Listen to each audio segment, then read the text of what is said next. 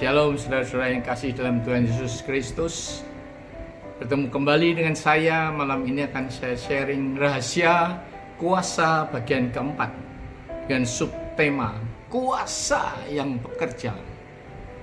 Kuasa yang dibicarakan di sini adalah hadirat Roh Kudus. Kuasa yang bekerja adalah tindakan atau buah Roh Kudus.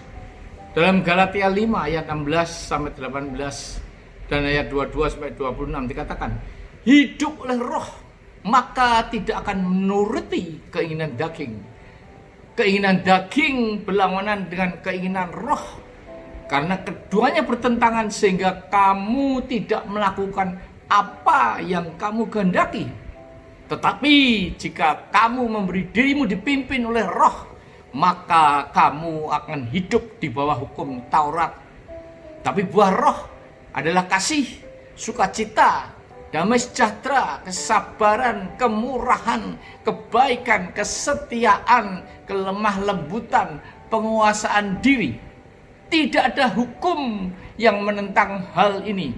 Dan barang siapa menjadi milik Kristus Yesus, ia telah menyalibkan daging dengan segala hawa nafsu dan keinginannya. Jikalau kita hidup oleh roh, hidup kita juga dipimpin oleh roh. Dan janganlah kita gila hormat, janganlah kita saling menantang dan saling mendengki. Nah, ada kehidupan yang terdiri dari damai, sukacita, dan kasih yang sempurna. Itulah yang seharusnya menjadi tujuan setiap anak Allah. Itu yang seharusnya menjadi standar hidup mereka dan tidak berhenti sebelum sampai ke sana. Itulah standar Allah yang diinginkannya untuk semua anaknya. Kesembilan buah roh yang disebutkan Galatia ini dapat dibagi sebagai berikut. Kasih, sukacita, damai sejahtera adalah bagi Allah. Allah mencari buah itu dari setiap anaknya, dan itu buah yang dapat dia terima. Ketiga buah lainnya, kesabaran, kemurahan, dan kebaikan adalah bagi sesama kita. Ini adalah sikap kita terhadap orang yang kita temui terus menerus setiap hari, setiap jam. Dan tiga buah lainnya yaitu kesetiaan, kelemah lembutan, dan penguasaan diri adalah berkaitan dengan diri kita. Hal yang pertama kita ketemui ketika memasuki kerajaan Allah adalah tiga buah yang pertama, yaitu kasih, sukacita, dan damai sejahtera. Ketika seseorang yang telah hidup dalam dosa dan berbalik dari dosa dan berpaling kepada Allah dengan segenap hatinya, maka ia sudah siap menghasilkan buah-buah roh itu. Camkanlah, buah-buah roh tidak dapat kita hasilkan sendiri, melainkan kasih Allah yang dicurahkan di hati kita oleh Roh Kudus. Damai sejahtera dan sukacita datang dari Allah pada saat yang sama. Kesalahan kita adalah mencoba sendiri untuk menghasilkan kasih, damai sejahtera, dan sukacita. Namun buah-buah itu bukanlah hasil dari usaha manusia. Itu adalah tindakan Allah. Buah-buah itu berasal dari Allah. Kita mempunyai semuanya itu dengan menerima Yesus Kristus dengan iman ke dalam hati kita.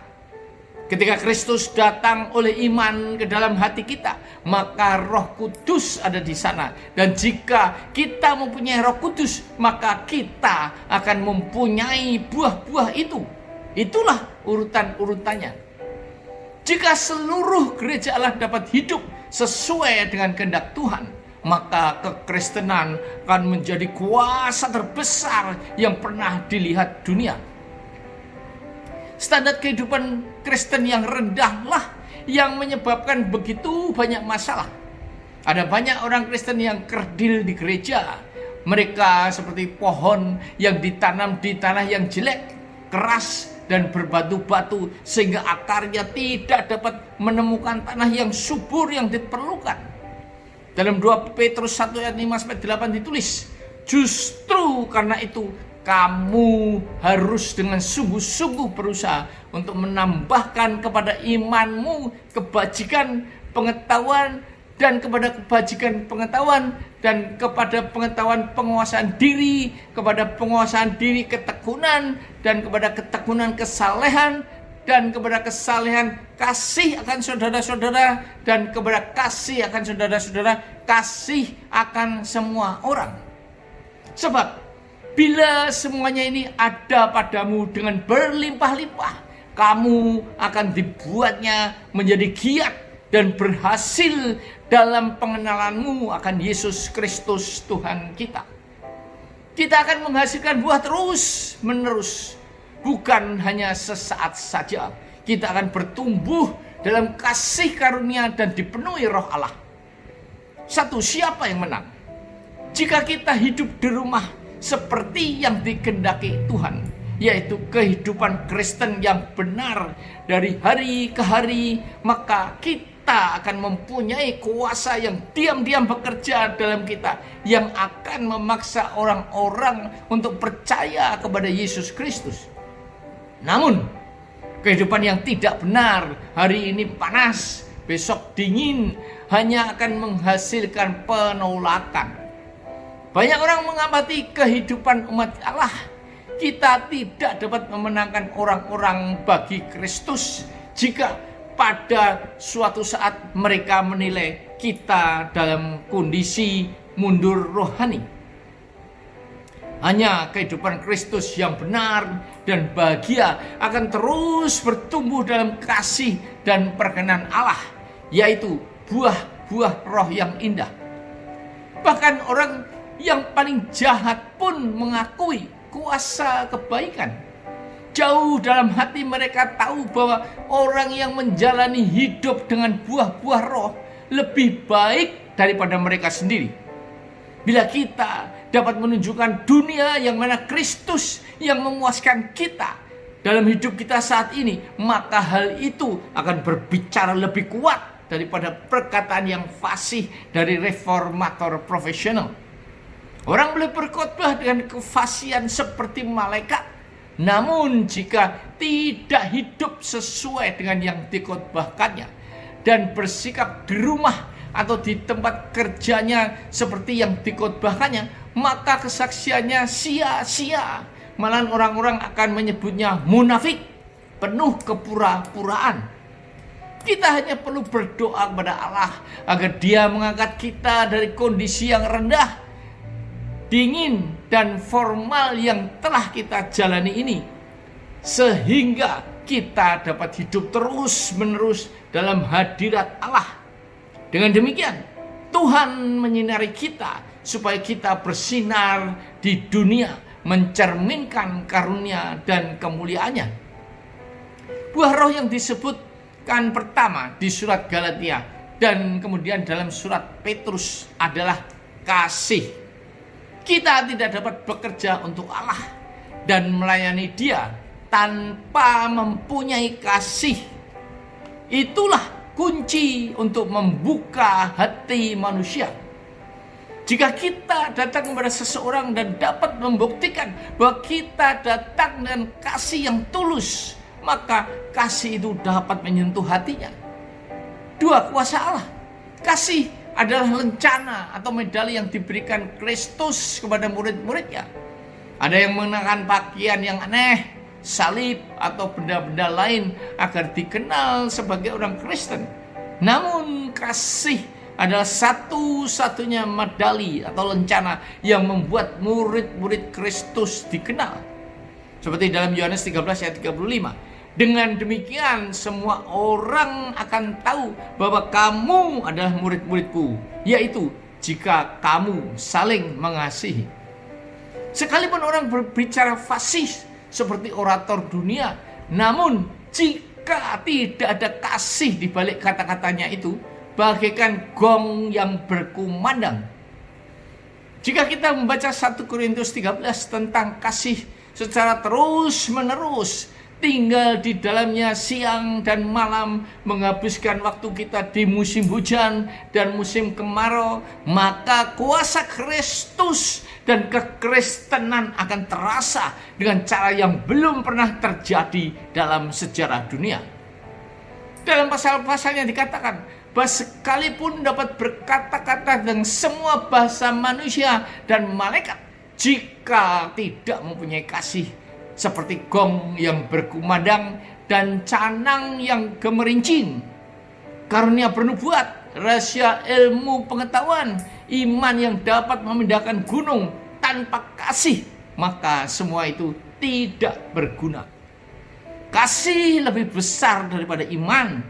Kasih sebagai buah roh adalah kuasa terbesar dalam kehidupan. Yang dibutuhkan gereja saat ini adalah kasih.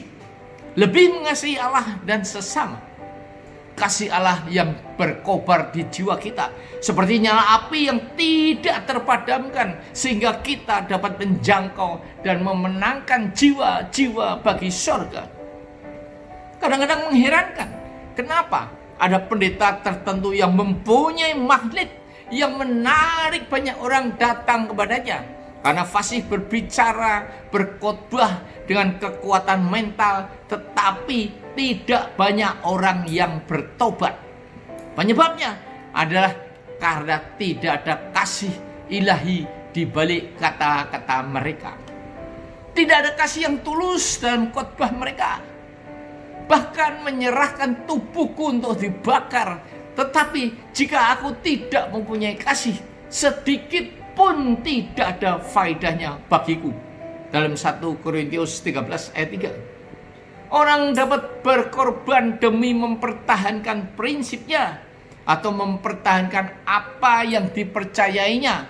Namun jika yang menggerakkannya bukan kasih kepada Allah, maka hal itu tidak berharga di mata Allah. 3 efek indah dari kasih. Kasih itu sabar, kasih itu murah hati, ia tidak cemburu, ia tidak memegahkan diri dan tidak sombong.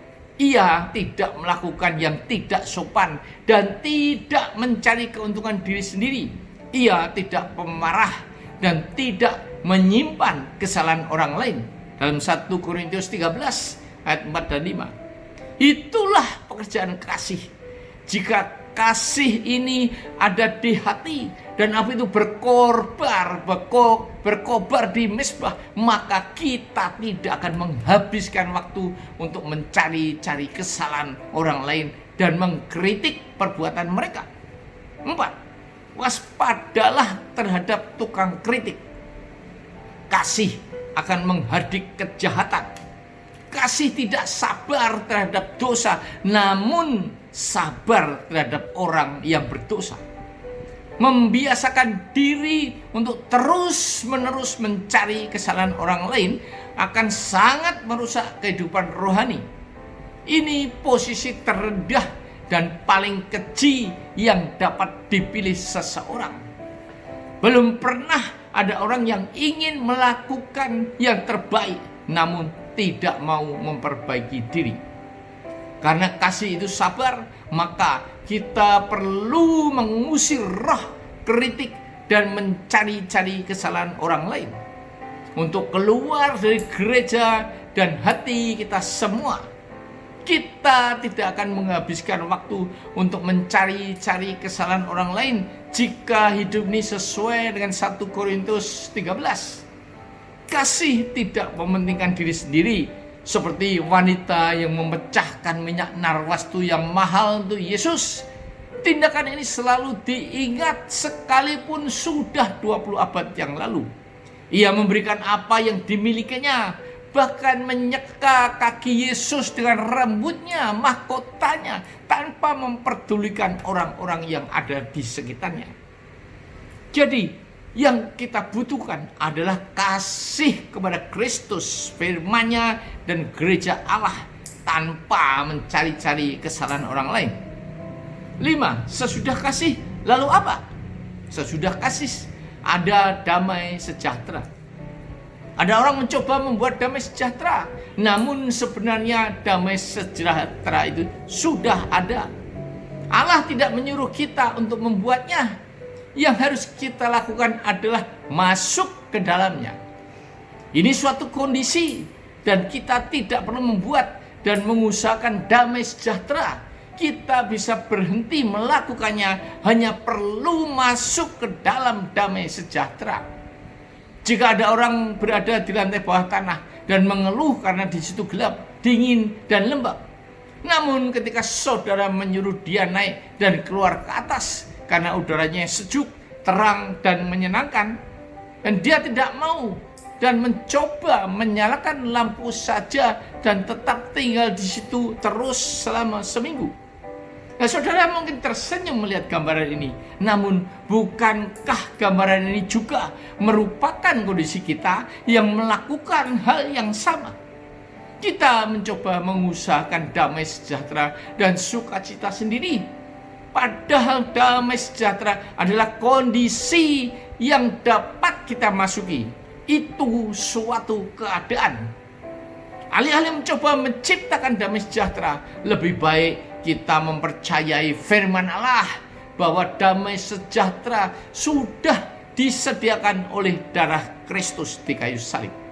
Sekarang dia ingin kita mempercayainya dan masuk ke dalamnya. Penghalang kita satu-satunya adalah dosa. Tidak ada damai sejahtera bagi orang jahat. Mereka seperti lautan yang ganas dan tidak pernah tenang, melemparkan kotoran dan lumpur terus-menerus. Namun, damai sejahtera dengan Allah datang melalui iman kepada Kristus. Damai sejahtera yang datang lewat pengetahuan bahwa dosa kita telah diampuni. Seperti batu karang, air melanda dan ombak menghempas, namun dia tetap bergeming. Ketika menemukan damai sejahtera, kita tidak akan menemukannya di tanah kebaikan. Ia datang dari luar diri kita dan masuk ke dalam kita. Semuanya itu kukatakan kepadamu supaya kamu beroleh damai sejahtera dalam aku. Dalam Yohanes 16 ayat 33. Dalam Kristus saudara mempunyai damai sejahtera. Karena Kristus adalah sumber damai sejahtera itu sendiri. Jangan takut, sebab sesungguhnya aku memberitakan kepadamu kesukaan besar untuk seluruh bangsa. Hari ini telah lahir bagimu juru selamat, yaitu Kristus, Tuhan di kota Daud. Dan kemudian terdengarlah paduan suara dari surga. Kemuliaan bagi Allah di tempat yang maha tinggi dan damai sejahtera di bumi. Yesus membawa damai sejahtera. Dalam dunia kamu menderita penganiayaan, tetapi kuatkanlah hatimu. Aku telah mengalahkan dunia. Yohanes 16 ayat 33. Benar sekali, di dunia kita menderita penganiayaan. Apakah saudara sedang berada dalam masalah? Apakah saudara sedang berduka? Ingatlah, ini adalah bagian kita. Paulus mengalami penganiayaan dan orang-orang lain juga berduka. Kita pun tidak luput dari pencobaan. Namun di dalam kita, damai sejahtera itu dapat memerintah tanpa terganggu.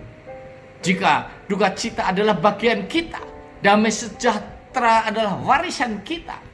Yesus memberi damai sejahtera. Dan tahukah saudara perbedaan besar antara damai sejahtera Kristus dengan damai sejahtera kita? Siapapun dapat mengganggu damai sejahtera kita, namun tidak dapat mengganggu damai sejahtera Kristus. Seperti itulah damai sejahtera yang ditinggalkannya bagi kita. Tidak ada yang dapat mengganggu orang yang percaya kepada Kristus. 6. Mudah kehilangan damai sejahtera. Dalam Mazmur 119 ayat 165. Besarlah ketentraman pada orang-orang yang mencintai Tauratmu. Tidak ada batu sandungan bagi mereka. Mempelajari firman Allah menjamin damai sejahtera kita. Tengoklah orang Kristen yang berakar dan mendasar pada firman Allah. Saudara akan melihat mereka mempunyai damai sejahtera yang besar. Beda dengan orang yang tidak mempelajari dan mengetahui isi Alkitab. Mereka mudah kehilangan damai sejahtera ketika kesulitan dan penganiayaan datang, betapapun kecilnya hal itu. Damai sejahtera mereka akan langsung hilang hanya dengan sedikit tiupan dari musuh. Damai sejahtera mereka sudah lenyap. Sedikit fitnah saja sudah menghancurkan. Namun, jika kita mempunyai damai sejahtera dari Allah, maka dunia tidak dapat mengambilnya dari kita. Dunia tidak dapat memberinya dan juga tidak dapat menghancurkannya. Kita harus mendapatkannya dari atas dunia, yaitu damai sejahtera yang diberikan Kristus. Seperti dalam Mazmur 119 ayat 165. Besarlah ketentraman pada orang-orang yang mencintai Tauratmu. Tidak ada batu sandungan bagi mereka. Lalu Yesus berkata, dan berbahagialah orang yang tidak menjadi kecewa dan menolak aku. Dalam Matius 11 ayat 6. Perhatikanlah bahwa di mana saja orang Kristen yang rajin mempelajari dan selalu membaca Alkitabnya dan setiap hari merenungkan firman-Nya, maka dia tidak akan mudah terganggu. Orang seperti itulah yang bertumbuh. Namun orang-orang yang sebaliknya mudah kehilangan damai sejahtera dan mereka tidak mengerti mengapa. Mereka pikir kekristenan tidak seperti itu. Mereka mendapatkan kekristenan tidak seperti apa yang kita nyatakan. Masalah sebenarnya adalah mereka tidak melakukan perintah Allah dan mengabaikan firman-Nya. Jiwa mereka yang merana, kelaparan, menjadi lemah dan hancur sehingga mudah tersandung atau terganggu. Tubuh kita yang fana ini kita pelihara, kita beri makan 3 kali sehari, kita rawat. Padahal tidak lama kemudian kita akan masuk ke liang kubur dan menjadi santapan cacing-cacing tanah. Sebaiknya manusia batin kita yang hidup selama-lamanya kekal malah dibiarkan kurus dan kelaparan. 7 kata-kata manis, bilangan 6 ayat 22 sampai 26. Tuhan berfirman kepada Musa, berbicaralah kepada Harun dan anak-anaknya. Beginilah kamu harus memberkati orang Israel. Katakanlah kepada mereka, Tuhan memberkati engkau dan melindungi engkau. Tuhan menyinari engkau dengan wajahnya dan memberi engkau kasih karunia. Tuhan menghadapkan wajahnya kepadamu dan memberi engkau damai sejahtera. Yohanes 14 ayat 27 katakan, damai sejahtera ku tinggalkan bagimu, damai sejahteraku ku berikan kepadamu, dan apa yang ku berikan tidak seperti yang diberikan oleh dunia kepadamu. Janganlah gelisah dan gentar hatimu. Ini adalah warisan berharga Yesus kepada semua muridnya. Setiap laki-laki, wanita, anak-anak yang percaya kepadanya dapat menerimanya. Yesus telah mewariskannya kepada mereka dan damai sejahteranya menjadi milik mereka. Ini menjadi tujuan dan janji Tuhan kita. Damai sejahteraku ku berikan kepadamu, aku telah memberinya dan tidak akan mengambilnya. Warisan harta manusia dapat dipindahkan kepemilikannya oleh pengacara yang licik. Hakim dapat membatalkannya. Namun warisan yang diberikan Kristus tidak dapat dirampas oleh iblis maupun manusia, siapapun mereka. Ketika kita berada dalam kegelapan, dalam kesulitan, dan datang kepadanya, maka Kristus akan berkata, diam, tenanglah. Undangannya bagi yang letih dan berbeban berat akan diberikan kelegaan. Mereka menemukan ketenangan ketika datang. Dia adalah sumber ketenangan dan damai sejahtera. Tidak ada kuasa yang dapat membatalkan warisan itu. Orang skeptis dan kafir dapat berkata bahwa itu hanya mitos. Namun berita mulia itu terus berulang. Damai sejahtera di bumi dan di antara manusia yang berkenan kepadanya. Termasuk orang miskin dan kesusahan yang sedih dan berduka. Mereka berhak menerimanya. 8. Damai sejahtera sudah dinyatakan. Banyak yang tidak percaya bahwa damai sejahtera sudah disediakan oleh Yesus lewat salibnya. Dia memenuhi semua tuntutan hukum Taurat. Hukum yang menuntut saudara dan saya sudah digenapi Yesus. Sekarang dia ingin kita menikmatinya. Dia hanya ingin kita percaya seperti janjinya. Yang hatinya teguh kau jagai dengan damai sejahtera. Sebab kepadamu lah ia percaya. Percayalah kepada Tuhan selama-lamanya. Sebab Tuhan Allah adalah gunung batu yang kekal. Dalam Yesaya 26 ayat 4. Selama pikiran kita terpaku pada diri kita, maka kita tidak akan pernah mempunyai damai sejahtera. Pagi, siang, malam, tidur, bangun, dan sepanjang waktu yang dipikirkan hanyalah diri sendiri. Iman adalah melihat keluar, tidak melihat ke dalam. Bukan apa yang saya pikirkan, atau rasakan, atau lakukan, namun melihat apa yang sedang dan sudah dilakukan Kristus. 9 rahasia sukacita. Ingatlah bahwa kasih dan damai sejahtera itu adalah kuasa. Sekarang akan dibicarakan buah roh lainnya, yaitu sukacita yang juga merupakan kuasa. Ini adalah hak istimewa. Setiap orang Kristen harus berjalan dalam terang. Hak istimewa kita untuk menjadi penuh dengan sukacita dari Tuhan. Ketika Filipus berkhotbah di Samaria, ada sukacita besar di kota itu karena mereka percaya kepada kabar baik itu. Ini urutan yang wajar. Sukacita karena percaya.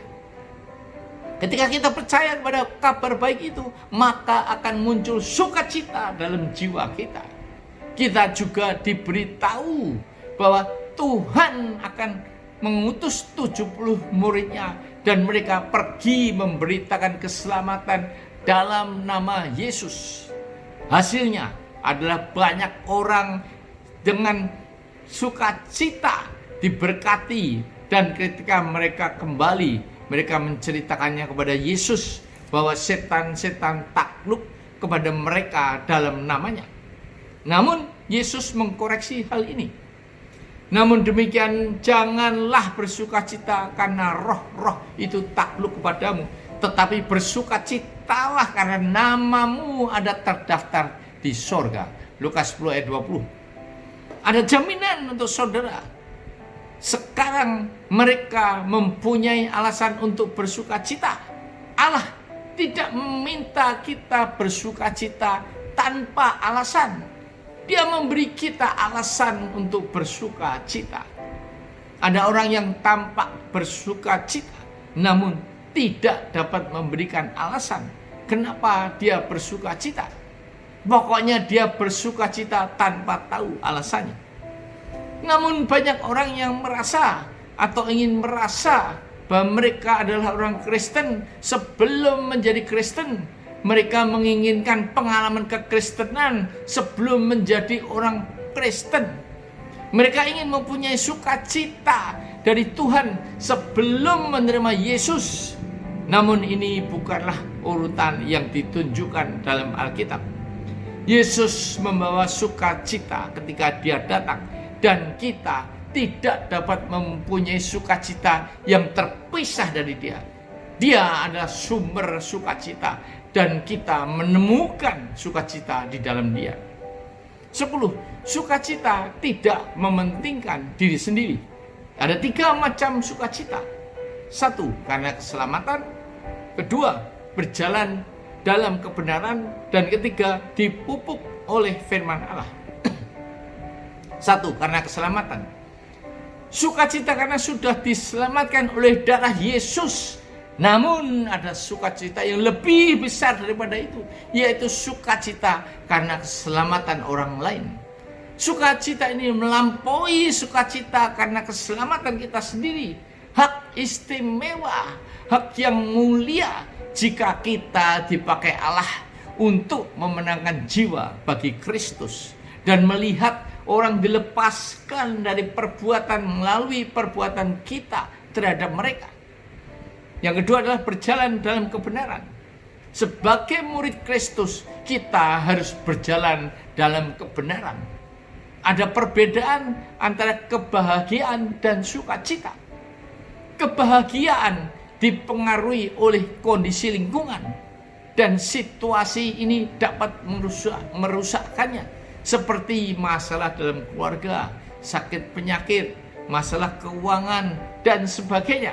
Namun sukacita tidak terpengaruh oleh kondisi lingkungan. Apapun yang terjadi, kita tetap bersukacita. Ia terus mengalir karena ia adalah mata air yang tidak pernah kering, yang mengaliri hati kita. Sukacita disebabkan karena kita mengenal Allah yang tidak akan meninggalkan kita, yang akan selalu memelihara kita, dan jika kita berserah atas segala rancangan dan kehendaknya. Karena Pengkhotbah 3 ayat 11c mengatakan bahwa manusia tidak dapat menyelami pekerjaan yang dilakukan Allah dari awal sampai akhir. Tuhan akan memberikan sukacita kekal kepada umatnya jika mereka berjalan dalam ketaatan. Tiga adalah dipupuk oleh firman Allah, seperti dalam Yeremia 15 ayat 16.